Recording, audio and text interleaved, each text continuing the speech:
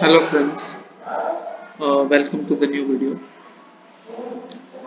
Now here we are basically working on various maths functions, and the functions which we are going to study today is random, absolute and square root. So for you I have put some functions here, the syntax to write those functions in a particular code. Again, in this particular program, we are not going to physically connect anything to Arduino, but whatever output we are going to get is on the serial monitor. Now let us study the program. Number one, we'll start with void setup. I've used the serial.begin. So up till now you must be knowing what is the function. When we use serial.begin, it is going to activate the serial monitor. Next is void loop. In void loop, I have declared three integers. One is random number. So integer random number will take a value random between 1 to 100. So see, I have used my first function, that is random. So how to write is random bracket 1 comma 100 means it is going to select a random number between 1 to 100. Any random number between 1 to 100 including 1 and 100. And that particular number will be saved in this variable called a random number. Now similarly, there is a negative number integer which I have declared in line 11, negative number whose perfect or absolute value is minus 50. So let it be a negative number, so it's going to stay on minus 50. Next, I am going to declare a float variable, and the name of the variable is square root of the result. So square root of the result, and I'm just, that value is going to be equal to square root 25.0. So that is the result which is going to be portrayed on the screen. Now after that, whatever functions which we have used, we need to show them on the screen. So for that I am using Serial.print, and I am going to type the random number. So Serial.print random number, and then again Serial.print in new line. So Serial.println random number, this variable. So whatever value is saved in this variable will be printed on the screen. That is your first output. Now the second output is going to be absolute value and Serial.print. Now see the next function abs in bracket.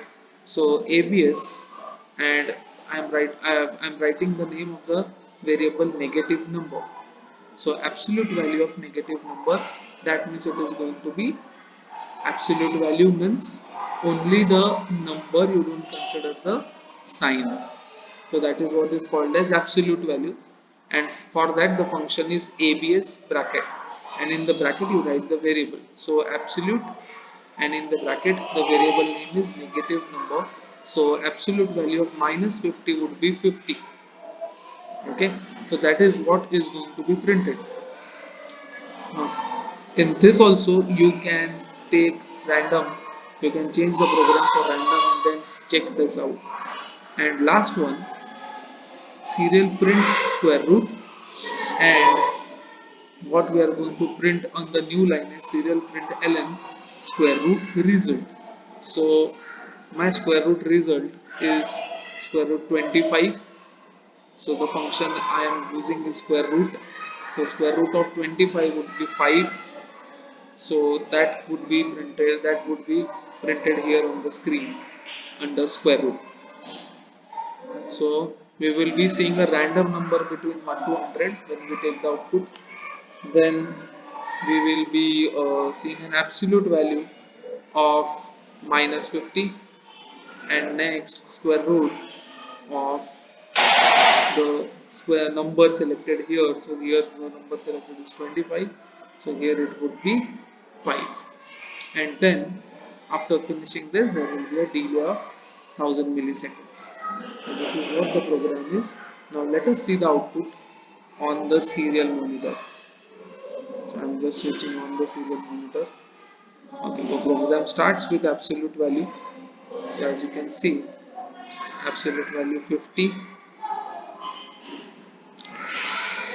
Okay, absolute value 50. Then I am going to start the simulation now. Yes, I'm starting the simulation. So the first is random number. So 86, you can see random number. Then absolute value of minus 50 continuously 50, and square root of 25 is 5. So see here random number is continuously changing, and all those numbers are going to be between 1 to 100. Absolute value of minus 50 is 50, it's going to remain constant, and square root of 25 is going to be 5. Now if you want, we can change this program. Instead of 25, if I put here 49, okay, and let's say instead of 50, if I put minus 100, so you can already predict the output. Now let us see what happens.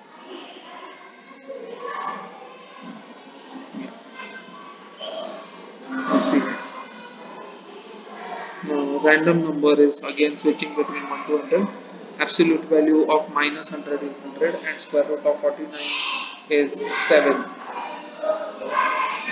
So today we have used three functions, that is random, absolute and square root, and try to understand how we have used it and try to understand the syntax also. So for your reference, I will be putting this code in the description. You can refer this, and if possible I will also put some examples for you to uh, tinkle with. Okay, so I hope it was clear for all of you what needs to be done. You can go through the playlist and also subscribe to the channel if you are liking what I am teaching. Thank you.